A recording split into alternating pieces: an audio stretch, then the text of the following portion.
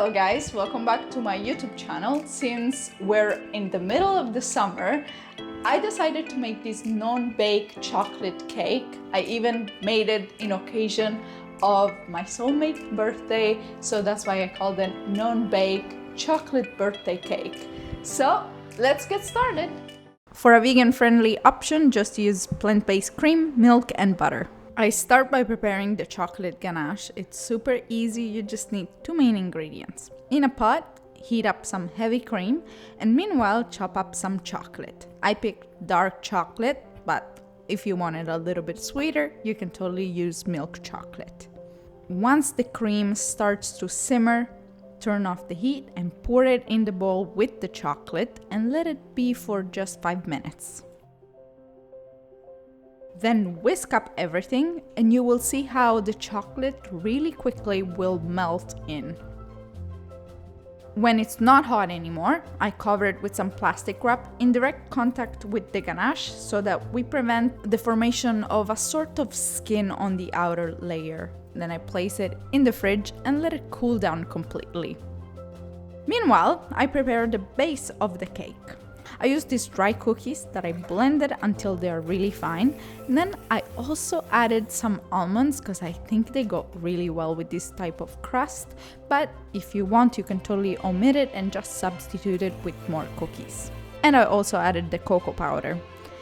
To bind everything together, I poured in some melted butter and blend again.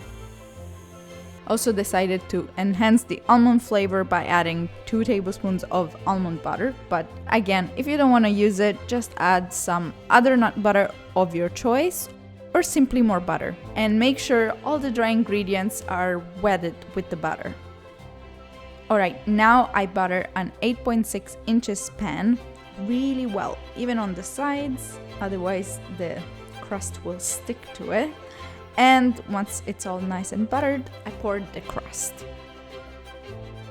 I flatten it out first with my hands, just like this, and then I also use the bottom of a glass. It works really well.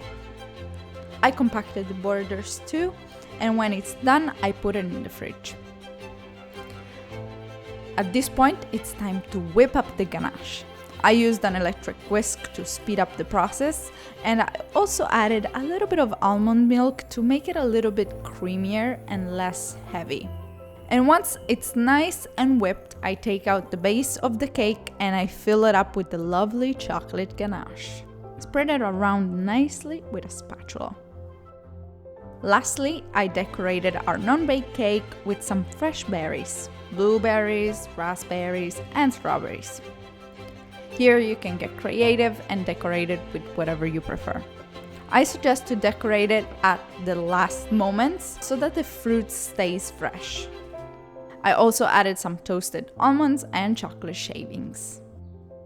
Here it is. I love how it turned out, and it's so simple to make.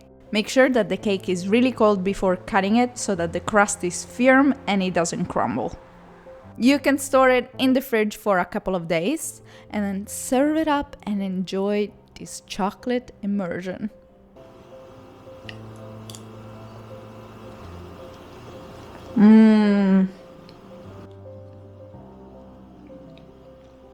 Oh yeah, very good. To all the chocolate lovers out there, give this a try. It's like a chocolate explosion cake. It's really bomb. I really like it. Oh gosh, I can't stop eating it. Anyway, that's it for this video. Please hit the like button and don't forget to subscribe because I post new weekly recipes. Bye guys!